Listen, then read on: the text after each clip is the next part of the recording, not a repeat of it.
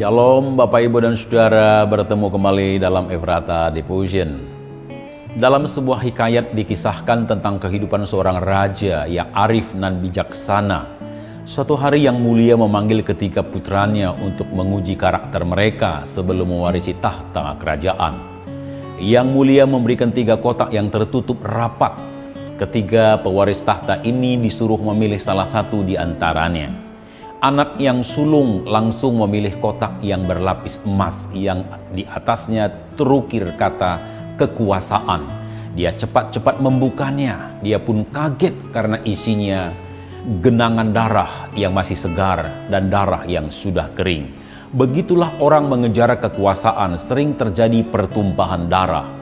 Kini tiba giliran anak nomor 2. Dia memilih kotak yang berlapis perak. Di sana terukir kata kebesaran.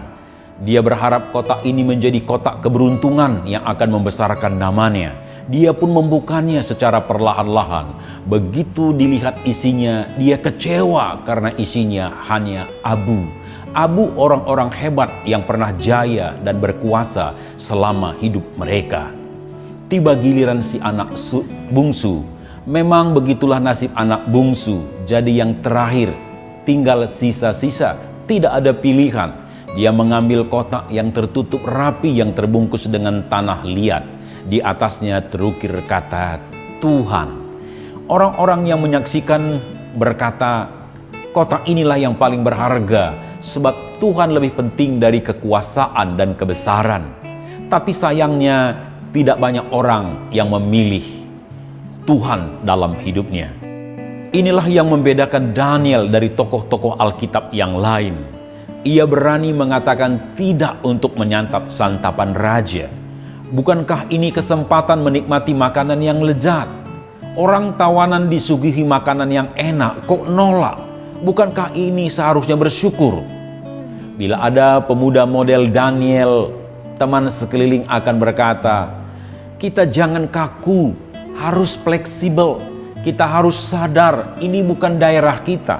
Kita harus pintar-pintar bawa diri, menyesuaikan diri dengan keadaan, mengikuti aturan yang ada.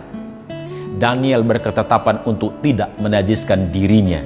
Daniel tidak makan karena makanan telah dipersembahkan kepada berhala dan seringkali ada makanan yang haram. Daniel juga berani berkata tidak untuk menyembah patung emas. Dia tidak sujud sekalipun seluruh negeri sujud menyembahnya. Bagaimana Daniel berani mengatakan tidak? Terlalu banyak hari-hari ini orang tidak berani mengatakan tidak. Sungkan, takut menyinggung perasaan. Lebih baik diam. Untuk menjaga hubungan lebih baik respon dengan sedikit anggukan dan senyum daripada mengatakan tidak. Sungkan mengatakan tidak, akibatnya kebenaran tidak pernah ditegakkan. Kekacauan merajalela. Daniel berani mengatakan tidak kepada kenajisan, tidak kepada berhala, karena dia telah mengatakan yes kepada Tuhan. Jangan sungkan mengatakan tidak bila itu salah. Jangan ragu mengatakan tidak bila itu dosa. Katakan tidak dengan sopan tanpa sungkan. Mari kita berdoa. Bapa yang maha baik, tolonglah kami dengan sopan dan santun untuk berani berkata tidak kepada hal-hal yang bertentangan dengan kebenaran. Tolonglah kami mengatakan tidak dengan tegas kepada dosa.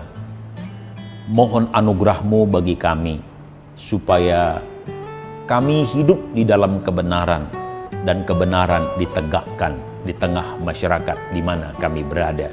Berkati anak-Mu yang mendengar Efrata Devotion ini Tuhan, supaya dia diberikan keberanian untuk berkata tegas tidak kepada yang hal-hal bertentangan dengan firman.